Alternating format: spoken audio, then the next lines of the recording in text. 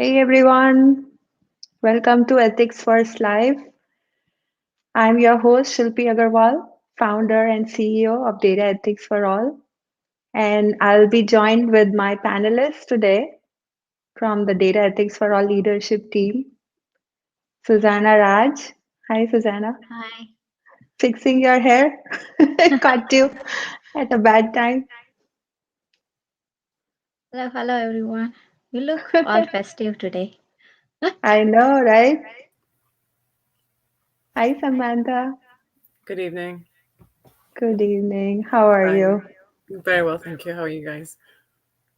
Doing well, doing well. Good. Awesome. So, there's my dog from the garage. He just walks in. Um, all right. So today we are going to talk about should we be paid for our data? I mean, that's a very interesting question that we all have on our mind. Last week on Ethics First Live, we talked about how our personal and private information is being misused um, or used sold without our permission. And so this kind of is a part two of that, and whether we should be paid for our own data or not. So let's start with the burning question. And as you know, like Andrew Yang, who was like the former presidential candidate, he started the Data Dividend project because he believed that social media companies should pay a dividend to the consumers whose data they are hoarding and making money off. And that was also a theme for our California's Governor Gavin Newsom, who also created a digital dividend project. And he wanted Californians to be able to pay for something. So, for their own data. So, let's start with what our panelists think. Do you guys think that, first of all, consumers should be paid for their data? We'll start with Susanna. I mean, Uh, either of you, it doesn't matter. But yeah, sure. I I don't believe we should be paid for our data. I don't think I'm ready to say yes to that question. To sell my privacy to people. I know it is already being taken over by companies. All my data is being taken over. I would like to have my ownership back. I don't want to sell it. you don't want to sell it. Okay, you just want the ownership back. Basically, so whatever you have shared freely, what would you like to do? The things that you have shared freely on Facebook or on any other social media platform, what would you like to do? I have not yet shared anything freely, but whatever was taken without my permission, I would like it back. If not, I would like to take everything back and also be informed that what is being taken away from me. That is what I would like to have back. I don't think privacy should become a commodity. I don't think it should become something, you sell it, you sell your data, you sell yourself, you sell my name, sell everything. I don't believe we want to go down that path. I know what California has done is in a way of empowering people, but they think that is one way of bringing data ownership back to the people by saying there is a price for the data. So that means that you become the seller and then, you have ownership back. But why do I have to sell anything to have ownership back? I can keep that to myself and keep it with me and then still have my ownership. Why do I have to sell it? Okay. Sam, what are your Yeah. thoughts on this? I think Susanna has raised a really good point. I think for me, we've got to a point where quite a lot of our data is already with social media companies and tech companies, and has been for quite a while. So the horse is already bolted in some respects, and we need to look at that. I think initially I was thinking that, yes, we could certainly benefit as citizens from having some sort of reward for the utilization of our data if it's appropriately used. But first, I think let's look at the data that is currently, in the data lake, if you like, in the space, and that's being utilized by private companies. And let's focus on protection under legislation, similar to what we were discussing last week and what you've just raised, that's been, introduced in California legislation, or is being discussed and being introduced. I think it's important that we focus on that, and that organizations have their own very kind of robust disclaimers as well to that effect, that state what data they have about you and what it's going to be used for. I think that's really key. Yeah, so legal, policy, combinations of those two would give us that power back, which is what Susanna was saying. There are some incentives, I know, they're out there in the marketplace for us to benefit financially from data, but again, I don't think it's a great deal. That's my view. We will talk about that. We are jumping ahead of ourselves. We will come to that question. So yeah, I know I hear both of you. Here's where I'm coming from. So like the CCPA is like the baseline protection for consumers, right? There's some level of protection that has now been turned into the law. And unfortunately, California is the only state in the United States that has adopted that as the bare minimum for privacy protection. Of course, we would like not just California, we would like, first of all states to implement something, and hopefully something standardized, not that every state comes up with their own version, because then it is a mess of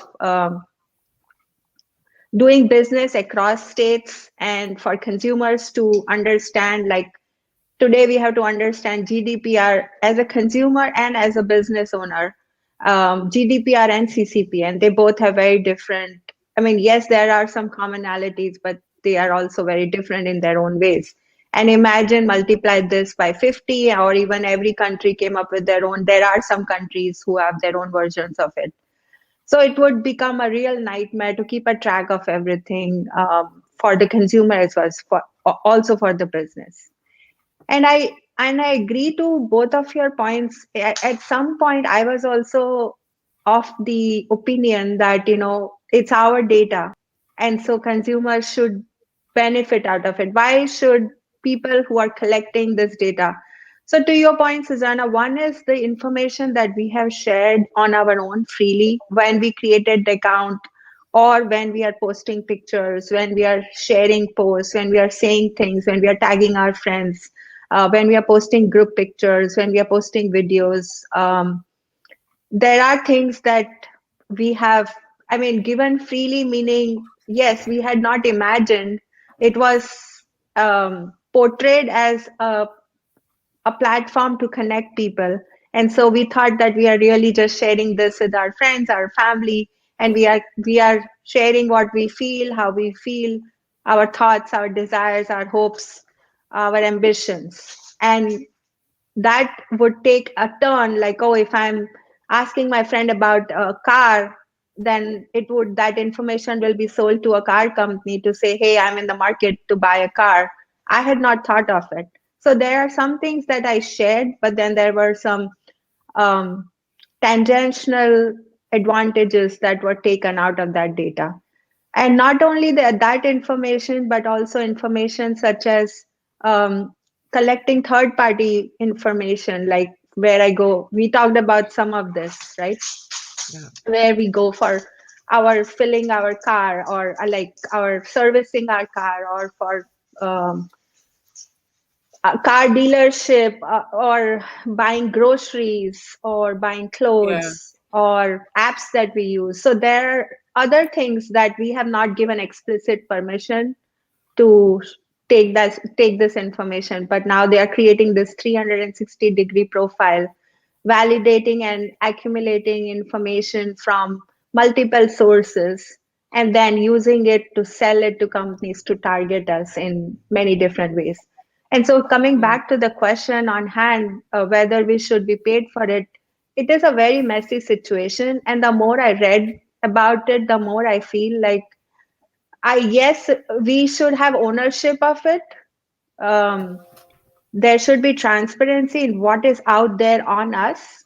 At the same time, if we also start trading that, um, then I think there is no end to the privacy. So it's like, yeah, it's going down a very bad spiral path, I would say. Then there is no stopping on privacy. So we sell our information for $5, for example, and the amount that these companies are also going to pay. Let me ask you another question, because that was another thing when I read how much will these companies pay for something like that. Theoretically, even if we went that route, well, how much do you think they would pay for our data? Even if they paid 100K I a think year, very little. Very little. Sorry. yeah, even if they paid 100K a year, 100K US dollars, that's like a penny for them, like compared to the amount of my billions that they make out of each person's data. So no, there will not. The amount that they are now giving, that they said that they will be giving, is not even at that level. It is almost like $5, $10 or $20 or $30. It's really nothing compared to what they are going to make out of it. And suppose I if think, they're willing sorry. to pay, go ahead, Sam, go ahead. No, you're right. I think there's a couple of quotes that I've read that actually the dividend on the digital dividend could be something like $20, $50, per data set, and that's there is value there, I think, but is it significant to warrant it being put in place? And yes, £1,000 is quite helpful, I guess, but is it sufficient to share data to that extent? Yeah. So they're quite low amounts, I think. So one of the key factors to consider is that data is a new oil and it is an inexhaustible resource. So it's unlike any other resource that is exhaustible. This is an inexhaustible resource. So even if first of all, 100K is a very far-fetched number. I 1,000 will never pounds. get it. I'm just putting it out there, like Yeah. I'm challenging companies to pay 100K per person. Yeah. But Facebook. first of all, that I don't know if from 1 million users, they will be able to pay even for like $7. I read somewhere that the statistics show that it costs, like, they make $7 profit out of every person that is on there after deducting all their own expenses and costs that come with it. So no, 100K, $1,000, 1,000 pound is a very far-fetched number. Even if that would be true, now we are giving them an inexhaustible resource to own it, and we are now become a part of that. We are saying that, okay, I give you permission now. You pay me once, or I don't know if we have to make again that there need to be really good laws in place to say that you have to pay every time somebody. Oh wow, we have a lot of questions. Michael Novak is here. Hi, Michael. I just saw a lot of questions. Okay, let's answer them. Yeah. So what does he say? First of all, let me show him. He's saying hello from DMV. Hello, Michael. And then compensated, yes. Paid, maybe not. Okay. And then data is the engine of the Web 3.0 metaverse. It is a human right to control my presence, my data. While it may not be technically possible up until now, it is now an important ethical issue. Completely agree.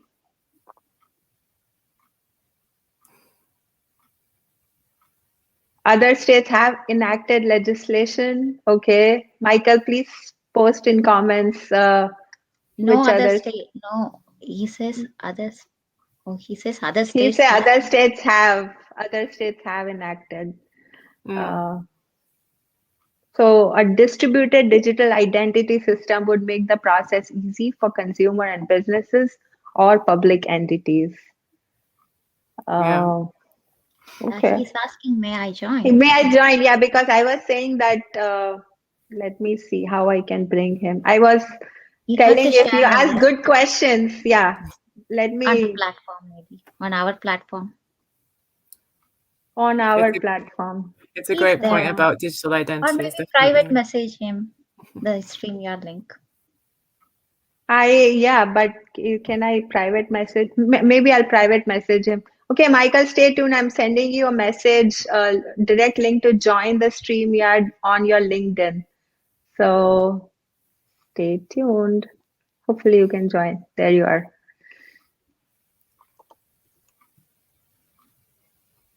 Okay. So once he's here, I'll bring him on. He seems to have some interesting Yeah, he points. does Yeah. not have to be paid in current. Yeah, I mean, exchange for services. I mean, that's what the medical industry uses now. You could be part of a clinical trial, and The research trial. Yeah. for the Yeah. time research that you spend Yeah. there, you are compensated for it, but you're not exactly compensated for your data right. because that's And impossible. I mean, how much is my one vial of blood worth? You know, I what do you? was reading in these clinical research also, they pay different to different constituents, like different participants. It's a very common thing based on, what, whether it's a rare disease, one person's disease may be different than the other. Whether it's rare, whether it's something it's a new area that they need more data on. It's based on the age, demographics, whatever. So it's very common. So same Mm. way, one data might be more valuable than the other person's data. It may be based on age, it may be based on ethnicity. So if we come up, even if we come up with a number, it will be very difficult to understand that, everybody can be paid a fair amount. And will Mhm. that amount be a standard amount? And will it stay? Will it be one time? Will it be an annual, year after year? Will it be revisited? The like your Yeah. house appreciation or whatever, like will the data appreciate over time, and will I be paid more or Yeah. less based on now what my data is worth year after year? All those are very interesting points to consider before we can Now, right say now, that. not even credit is given in the medical industry for using your cell line. There was a famous movie about it even recently on a Yeah, I HELAC. think they do, don't they? I know that in health research, because clinical studies traditionally attract payment that actually when you're collating data in that area, that's one of the things to consider is utilizing that resource. But I know that obviously because of restrictions on patient data, that it's going to be harder for us to obtain that as researchers. Because of that, which is, I think for me is a good thing. That should be in place. But yeah, there are models in place already to get funding, and when you participate in a trial. Yeah, but I know that there's also, I know that Michael mentioned that it might not necessarily attract a payment, but there might be other things you could exchange in Some barter. rather than it being funding through either the dollar or pound, it would be a token, for example. I know that's something that's been discussed and thought about as well. So yeah. Bitcoin. Give us Well, Bitcoin for our data. I mean, it's something Yeah. along the lines of a token. I know I heard of tokenization and tokens and how they might then be exchanged for other services. So that's something that I've looked at recently. Yeah, and I think companies have started to think about that as an alternative. But Yeah. for me, yeah. So there's other companies that are looking at how to implement a data dividend without it just attracting a dollar value or a pound value, for example.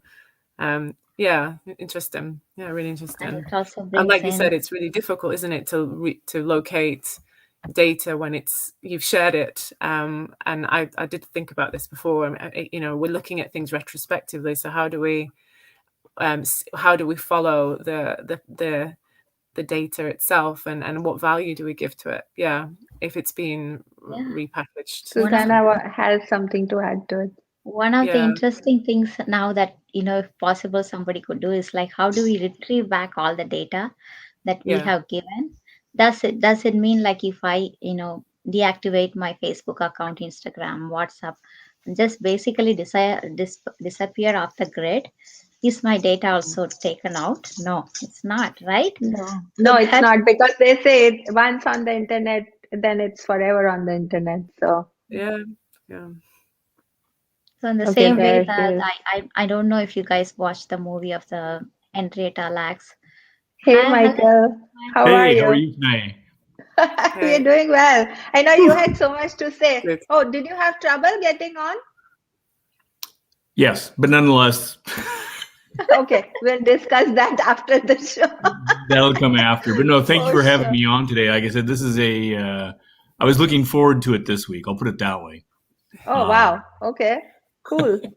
Nice. I've been working on several projects related to privacy, security, and ethics for several groups. And it's exciting because now is the time for us as a society to begin addressing this. So that's why I was adding all those comments as you were talking earlier, because it's very important. Absolutely. So, what is a burning comment that you want to add for the discussion that we have had Yeah. so far? Yeah. So if you don't mind, I'll go back to a couple that I had made previously. Yeah. Let's see, regarding the Whether data should be sold.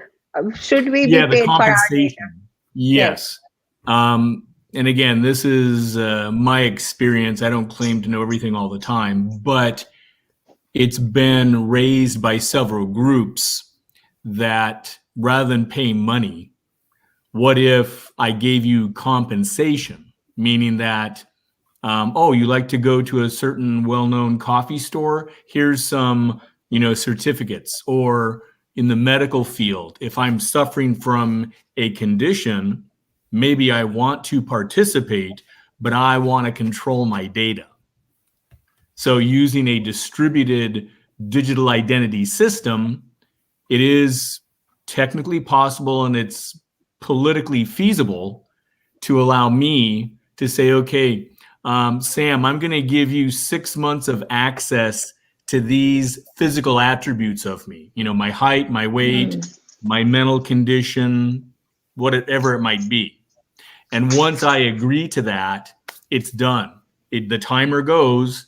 And after that period of time, maybe I send a notice out saying, hi, I'm going to leave.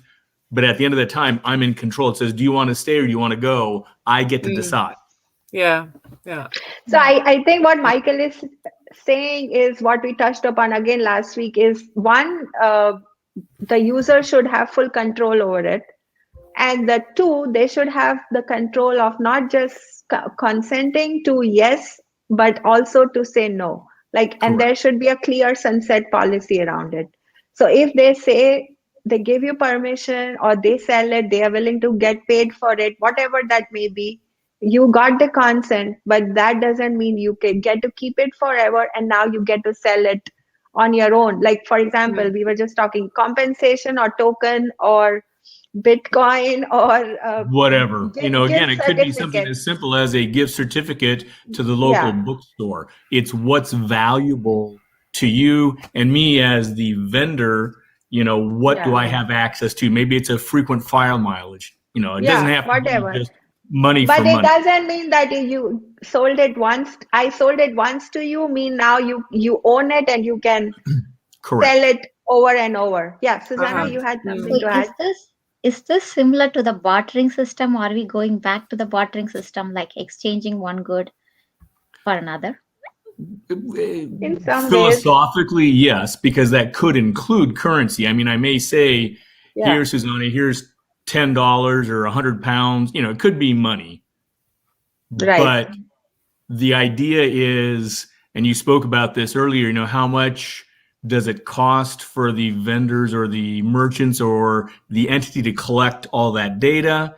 And how much is it worth to them? So again, the answer is it depends on what they're willing to barter it for, whether it's a dollar, a mark, or a certificate. The other part that I wrote in my comments is that I would let the market decide. For example, during the holiday season, I imagine retailers would pay more to have access to what are you looking for? What do you need this year? What do you need right now compared to March or April? So again, it's not just a standard, okay, this is the only rule and that's it. The other part that I'll bring up before I be quiet for a minute is, are you familiar with the privacy paradox? The idea Go ahead, that, please explain to our users. No. Yeah, so it's the idea that when you sign up currently for a credit card or something, they're more than the companies will provide you with the terms and conditions. If we allow you to use the card, here are all the the details. Most people, most of the time, myself included, look at it and go, yeah, I'm not reading 5 pages of terms and conditions. I put it in a drawer, and then if something goes wrong, I come back and say, hey, why didn't you tell me? Well, you consented to this. So the idea of the privacy paradox is companies, even if they provide users with the best intents of all the terms of the privacy, how I'm going to use your data, what I may or may not use it for, it's such a large volume that it's there, but consumers won't use it. So the paradox is you've got the data, but you've made the decision, I'm not going to read that information even though you provided it to me. So when I'm talking about the ethical part of that, it's still a dilemma, because how do we provide you, the user, with enough information to encourage you to read it so that you know what your privacy rights are? Okay, how long will you have my data for? What do I get in return, etc., without giving you all of the terms and conditions about the 2,500 conditions that their lawyers put together. So, there are a couple of thoughts here. There are a few companies now that have started independently. And so instead of letting the giants, the tech giants, the data giants, the data lakes who own the data lakes to decide, the retail giants, everybody who owns our data in some way or another, financial giants, we use our credit card, they have our information, where we use it, how we spend it, on what we spend more, how many vacations we take, all of that information is there. So instead of them putting a number on how much our data is worth, do you think an independent party, like there are some third-party companies who have started these platforms, that as a consumer, I can go and register there, and based on my browsing history, they will say, like every time whatever I do, they will say, oh, you've accumulated these 250 kilobytes of data this week, and that is worth $5. So they've come up with a system, however they did it. Do you think that is the right way to move in this direction? I'll wait for the other answer, panelists. but I don't want to. Yes. Yeah, I don't want to take over the floor, but I have an answer. I will come back to you, Susanna, Sam. Who wants to go first? This is possibly, but it does depend on the individual again, and the capacity they have, and data and usage, and and I think some will have the capacity to consume quite a large volume of data, and others won't. And I think there's a question around that as well, and whether it's fair for users. But it's an option, definitely. Based on the amount of data that's captured through the capacity of data used in a particular organization. If that's what you mean, then it's an option. But obviously, not everyone's going to have the same. No, that is not what I meant. I meant like user creates an account on their portal, and then they will track how much information, like just like these third-party cookies are tracking us, and the third-party cookies are browser-based or whatever. They have their own, however they do it. Then they will collect all the information, and then they will say that this information, that your browsing history, whatever your information you have allowed to be tracked, whether it's outside in the real world or online. I don't know the extent. I haven't signed up for a system, but it could be extrapolated to anything. It could be you willingly saying that I have this car, I drive here, I did this, versus your online behavior, and then they Yeah. are willing to put a number on it, like this is how much your data is worth, and this is how much. So my question was, is that the right way to move forward? Susanna, do you want to add something to that? That's again somebody else deciding for me how much my data is worth. They, instead of now I don't know how much Facebook or Gmail, individually I have to go into their accounts, and there are like extensions and toolkits where I can track, download my own data and see how much is collected. Now there is an agency like, Data C or something it's called, and Data C. they are now That's what going to I'm track saying. all of this information for me and then tell me whether I want to sell it or not sell it, and then Yeah, they are going to set a rate for it. yeah. On what basis? Again, it's a black box model, right? I don't It's know what. not. What they are saying is that they are more transparent. That's where they're coming from. They are showing you what information they collected. They're Mhm. giving you a choice of whether you want to sell this data or not. And they are giving you a price. You can't say that my data, I want more for it, but they have decided a number saying the data that we have collected on you would probably sell in the marketplace for $5. We are willing to, whether they make $100 out of it or not the marketplace, we are willing to pay you $5 for this data, and then you are in control. Do you want to sell it or not? That's what Data C, and there's another one called um, Reclaim. They both are doing that, and I'm sure there are plenty more. Michael, your thoughts? Yeah, yeah. So I was going to say, I see it again. I'll let the market decide. It's a valuable service because I understand as a user, I don't keep track of every single thing that happens to my information electronically by all the companies, whether it's the utility, the apartment, etc. So I have a choice as an individual. But the key is I have the option compared to 5 years ago where you don't even have the option. It's a service if I want to use it. If I don't, I take responsibility by saying, yeah, I'm not going to use that service for whatever reason. That does come with consequences, both good and bad. If I use it, maybe they do find me a better priced credit card for my use cases. Maybe they find me better health insurance based on my needs, etc. But if I don't, again, that is a individual decision, which I think is a good thing. I think I'm not hearing what I want to hear from each of you. It's basically, see, we started this discussion. We are almost towards the end of our thought process here. So we started this discussion with saying that first it was like, yes, I am the owner of my data and I should be paid something for it.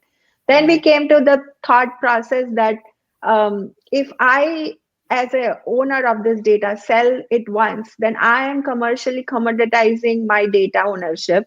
And once it is sold, it will then be used, misused, sold, resold to other companies.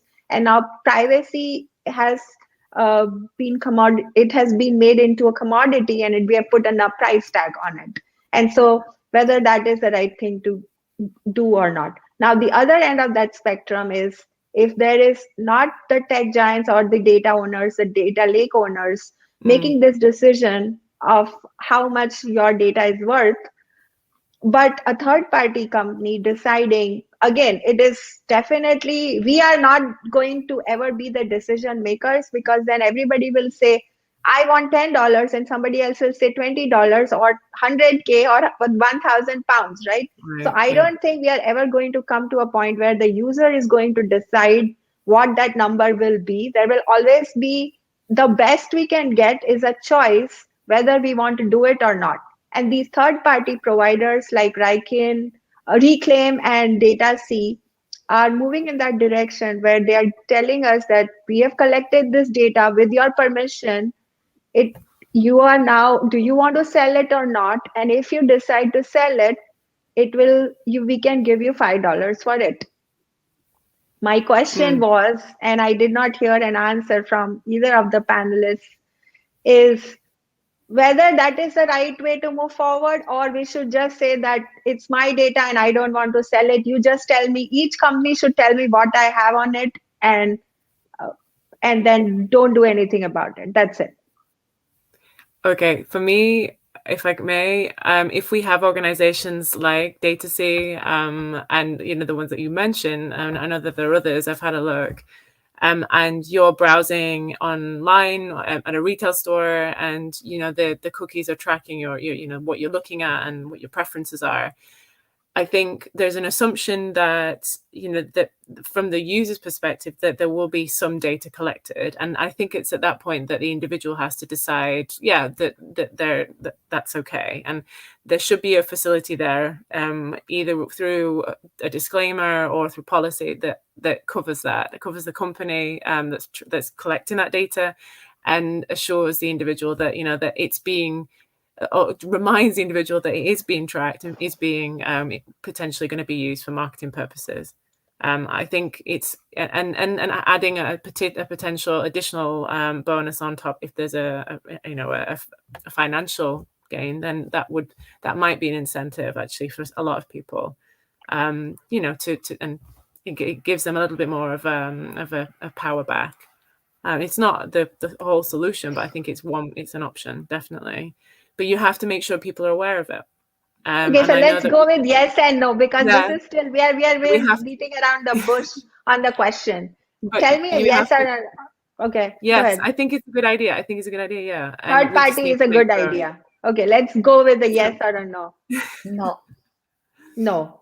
Okay, why is it no? Third party, or the retailer themselves, or whatever it is, why not go with a model of where I pay for your services? If, let's say, Facebook goes into that model of, let me take a monthly subscription of $5 or $10, I'm okay with that. Okay, why but that's what they are saying. Yeah, that's where the research has come in. If that happens, they will make a fraction, very small fraction of what they're making today. Yes. They will first of all lose a lot of their users. 1 million will become like, I don't know how small that number will be. And they're making billions out of the information from targeting ads to us, and that they cannot do. So you are 7 saying million users may go down to 1 million. So that is, 7 million users, I think, on Facebook will go down to 1 million. And this also comes down to the poverty line and, how the economic, opportunities that people in different countries don't have the same. So they cannot afford $5 a month to go on Facebook and chat or, post pictures. They have other priorities for that money. So I think we will move. So then, maybe I'm thinking it's better for all of us to move in that direction. Move all of us in the direction, pay for your services. And then, because there are no free lunches in this world, we have to just believe in that. Even if people say you can connect with friends, which we have really, like I have reconnected with I've like halfway across the world, I've left that world, the other part of the world, almost half my life.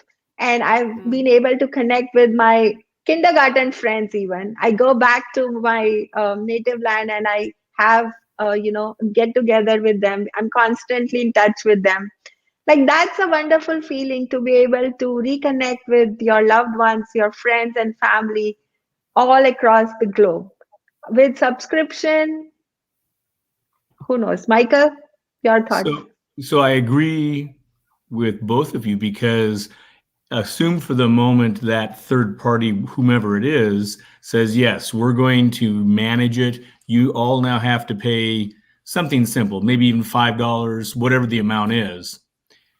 Okay. But I would push them and say, that's nice, but why don't you pay me? Every time I use your service, I'm giving you a piece of my location, my time. How much time was he on? How many times did he speak to his friend in India? They're getting data from me. Yeah. So rather than me have to pay a subscription, I would have them pay me because they need me more than I can do without them. We have something here called a telephone. You may not have heard of it, but I can talk to anyone and I pay a telephone bill for that. Yes.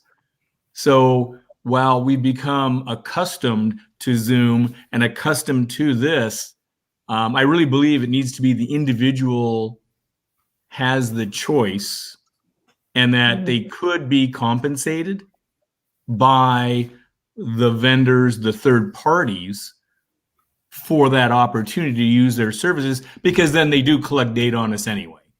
So again, the third party exchange of value. The third party is saying that it's not a one time. So every week, whatever you're based on your activities, they will pay you that you have collected now this much information. We have collected this much information on you, and that is worth this much. From my understanding of whatever I read without signing up on their platform as a user, that was my understanding, that it is not a one time done deal. It's like every time you're, so something similar to what you're saying. But in some ways, I think this is a very fascinating discussion. And I mean, we can keep discussing this on, and there won't be any conclusion to it. I think for me, I feel like even the third parties also is not reliable in some ways. What we should have is the model that they have chosen, but instead of we giving Facebook a subscription fee, if Facebook does want to give us some portion of free platform so that we can connect with friends and family, I think the middle path, the Buddha's path, would be that Facebook decides to pay us, but keeping everything that these third parties are doing, it tells us transparency wise, this is the information I collected on you this week. That will that is worth $5 to me. Do you want me to sell this information or not? If you want, you can delete any information on yourself at any point in time, and I'm okay with doing that. Not just because once you submitted something or shared something, I will hoard it forever and use it as I will. I think the middle path would be, instead of us paying for subscription to Facebook and lose the connectivity of so many people, Facebook and Google's and all the data lakes should be the ones to adopt the model of the third party platforms. I think that is the best way to move forward with this. Instead of us coming up with the platform, instead of the consumers coming up with the number, instead of the third parties coming up with the number, and it should always be incremental, and that the amount is subjective every year or every month based on what activity you did, how much data was collected, what it's worth, do you want to sell it or not. The transparency and the trust will only be there when we move forward in this direction. What do you think?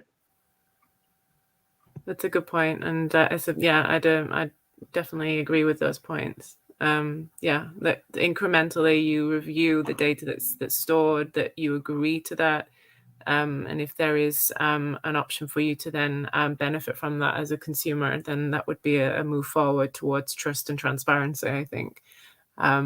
So absolutely, and the consent is obviously the key thing too, for me. And then do not sell is an option. Do not sell on. Do not sell, delete my information, all of those, we should have the choice. So I think this is a middle path of all of us. Like Susanna wanted, like, it's my data, tell me what you have on it, give me the right for it. You wanted like a third party is okay. So I think with all of our views, I feel like this would be a really good way, like at least the Googles and the Facebooks, and even we start with small companies. So that thought, Sam, that you mentioned, that if we are browsing, then the thought or the consensus that they are going to collect some data on us is what is bothering me. We have come to the point in society where we feel like this is the norm. This is how it's going to happen. If we are going to browse on the internet, information is going to be collected on us, and that is okay. That is normal. I think that is what we have to now change, that mind shift of saying that no, that is not normal. I do not want my browsing history to be tracked with a cookie, or if you are going to track, show me what you tracked and let me be the decision maker of whether I want it to be stored, deleted, or paid for. With that, I'm going to wrap up today's discussion. I think we really hit some good points. Food for thought, really, for ethics first minded leaders, with leaders who have ethics in their DNA and who are always trying to make the world a better place. We are going to take a 2 weeks break for the holidays. So thank you for tuning in. Happy holidays from the Data Ethics for All entire team. Thank you, Michael, for joining us today. Thank you, Sam and Susanna, not just for today, but your support for throughout the year. And Michael, you too, you are an active community member, and you've made Data Ethics for All what it is today. Thank you, everyone, our viewers. Thank you. Happy holidays. everyone. And yeah, wonderful. Yeah, have a great break. Bye. Take care. Bye-bye. See Bye-bye. you. Take care. See you in January. Merry Christmas, Happy holidays, and Happy New Year. Happy New Year. Merry Christmas. Bye-bye. Happy New Year. Merry Christmas to all of you. Bye-bye. I think we can